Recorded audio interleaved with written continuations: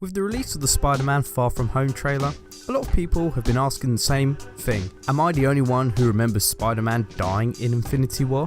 Doesn't anyone notice this? I feel like I'm taking crazy pills! In this video, I want to discuss why Marvel have made the creative choice and why it probably works if you view Infinity War and Endgame a little bit differently when going into Spider-Man Far From Home. But just a quick recap, at the end of Infinity War, Thanos collected all the Infinity Stones, snapped his fingers, and half of all living beings in the universe died, Spider-Man included in that list. Since then, one film has been released, being Ant-Man and the Wasp, which is actually set before the events in Infinity War. Captain Marvel is the last film to be released before Endgame, and this film will take place in the 90s, so again, will be before the events of Infinity War. So it is still unknown what happens in Endgame and who will actually survive.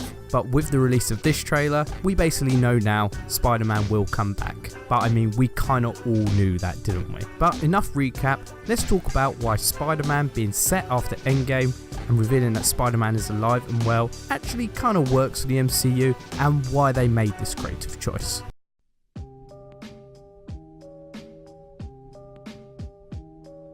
I think this is quite a key point, and I think it especially speaks to comic book readers like myself. Major character deaths are nothing new to comic books.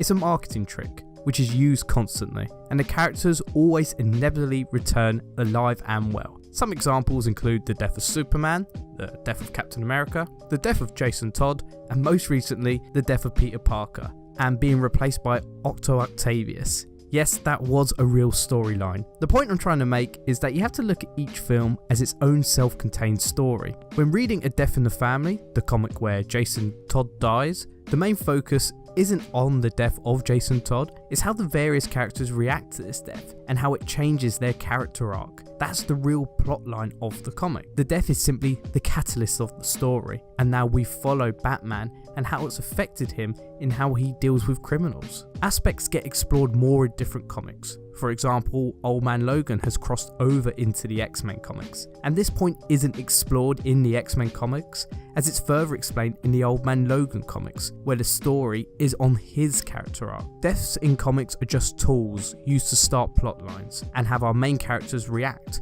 Even though we know the character is inevitably going to return, we are watching our characters react and change because of it. No death is forever in comics. The only instances of when deaths are permanent in comic books is when that death is integral to the character. For example, Uncle Ben to Spider-Man and Batman's parents. These deaths help shape who the characters are, and without their deaths, the characters wouldn't be who they are. These are their main motivators and help to shape their character. Instead, see Spider-Man's death in Infinity War as a motivator for various characters and a plot point. We, the audience, know he'll return, but we know our characters don't know that, and we see what they're willing to sacrifice in order to bring back this character. This leads into my next point.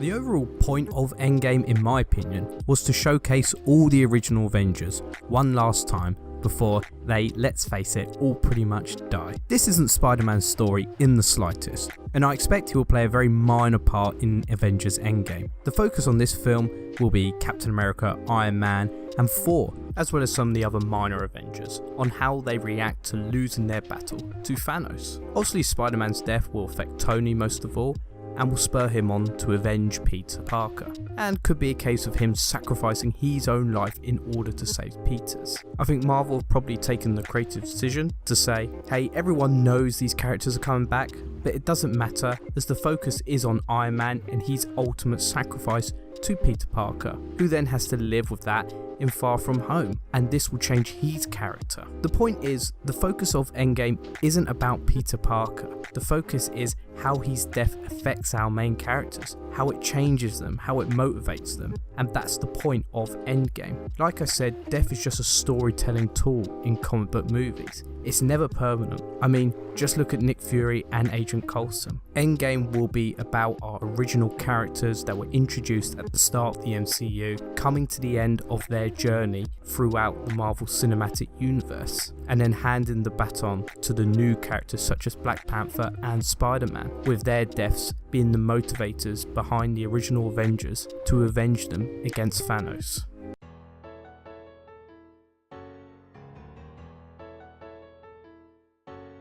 Personally, I think this is still on the cards. When I sat down to watch the Far From Home trailer, I assumed that it would be revealed fairly early on that perhaps this was Peter Parker's summer vacation after the events of Homecoming, with Infinity War perhaps being set after his summer break. That would make a lot of sense and wouldn't reveal that Spider-Man is actually alive at the end of Avengers Endgame. I highly doubt any more trailers will be released until after M-War, as now it is time for Marvel to ramp up the marketing for both Captain Marvel and Endgame. So it probably won't be revealed if Far From Home is set before Infinity War, but it would make sense and would help to build the mystery up of, is Spider-Man still alive? I'm sure Marvel liked the conversations and all the theories online, and that really ramps up marketing for Endgame, but maybe they feel the marketing for Endgame will be enough to get people in and they don't need to build up various mysteries. Obviously Marvel took the creative decision to say the majority of audiences know we are not going to kill probably the biggest superhero in the world, so let's just accept that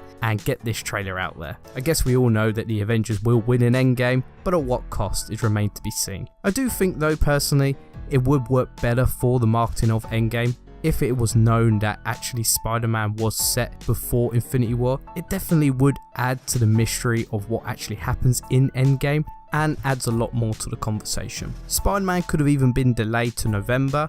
The film wouldn't face much competition until December when episode 9 is released, so box office wouldn't have been a problem. Marvel could have even delayed the release of this trailer until after Endgame, which wouldn't have spoiled the reveal of Spider-Man is alive and well. But it is still definitely on the cards that this film could be set before Infinity War and is just Peter Parker's summer vacation after Homecoming. I think that would work narratively a lot and probably fits the tone of this film, seeing as he seems quite happy and not at all distressed as what happened in Infinity War when he turned to dust. It's a shame though Marvel didn't go down this marketing route, because I could imagine the conversations that would have been had on Twitter going, oh my god, Spider-Man Far From Home is actually set before Infinity War. Maybe he's not coming back. And I know he is coming back. It's a very catch-22 situation in that people know he's coming back, but you don't want to reveal that. You kind of want to say maybe he's not, but we know he is. It's kind of a difficult one. Let's move on.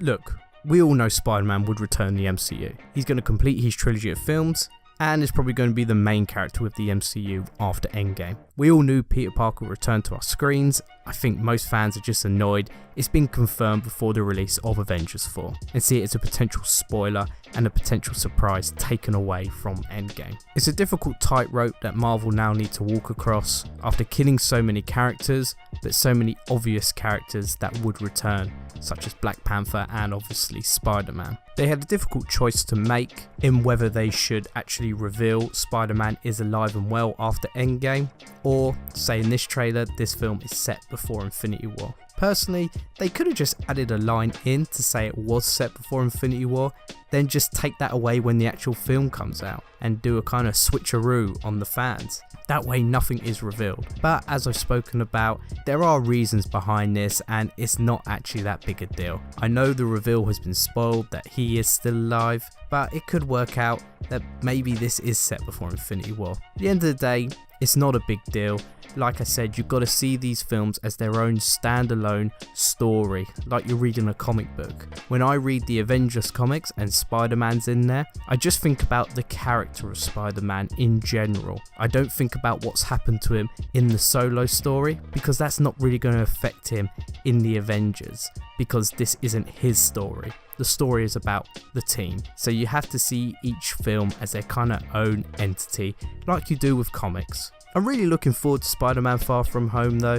The trailer did look really good, it looked really fun, which is something I think we'll need after Endgame, because I expect that'll be a very somber film. So I'm not too annoyed that the reveal was made. I understand why it happened. To be honest, it's not the end of the world. We all knew he'd come back, so just kind of deal with it. I guess that's what Marvel was saying. You knew he'd come back, so who cares? Let's move on. So that's the video guys, hope you enjoyed it. As always, thanks for watching and I'll see you in the next one.